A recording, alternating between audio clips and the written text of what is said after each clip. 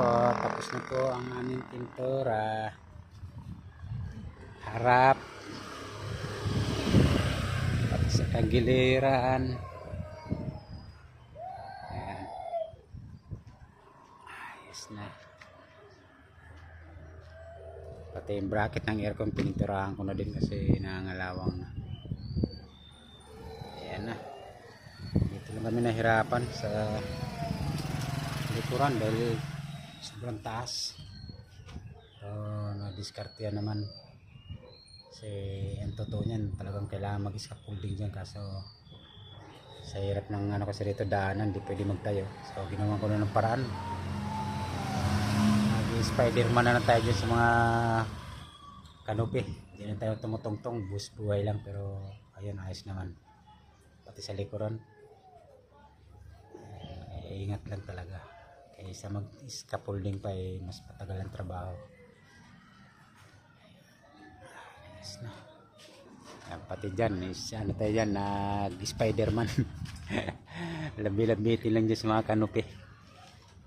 Ayan, no? Pati yung kanupi na yan talagang pininturahan ko na maigi yan. Tapos pati itong likod, ayan, pinapalang ko na rin mga butas dyan sa tubo.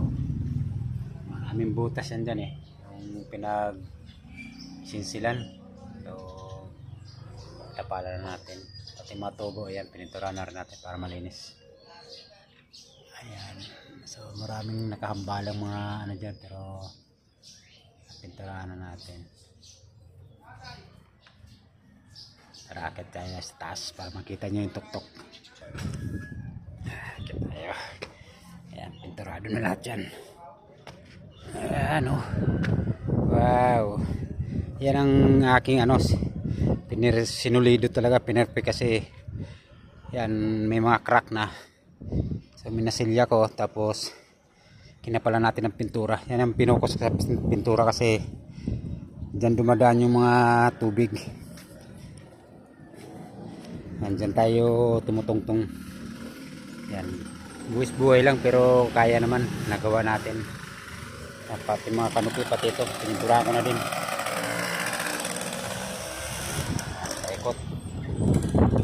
para yung mga crack matakpan. So, kasi nung una walang mga pintura yung mga kanupi niyan, pati ito mga to, pero yan, nakaraptan, kaya minasilya ko na para kuminis at maganda yung ng pintura. Yan, pati ito yung ating talaga kasi diyan dumadaan yung tubig, kaya yan pinulido natin ng gusto. Kaya yung pintura ko medyo kumunti dahil dito ko talaga pinukos. Kaya yung pinanggagalingan kasi ng tulo yung mga crack sa ganito.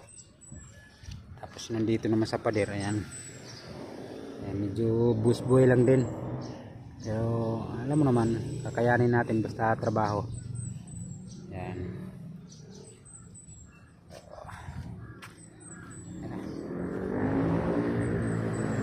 Pati ito mga may crack dito sa flooring, ni-retouch ko na din. Yan, na-flexiban ko na din. Nasilya ko, tapos na-flexiban. Kasi yan yung pagdadaanan pa ng tulo. Kailangan pulian yan, silyado. Yan, ayos na.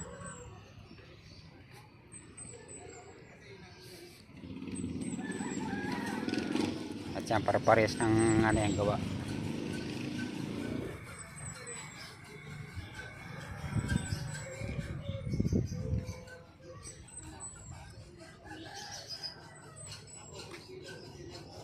Yung sukalo ng terrace. Alright, okay na.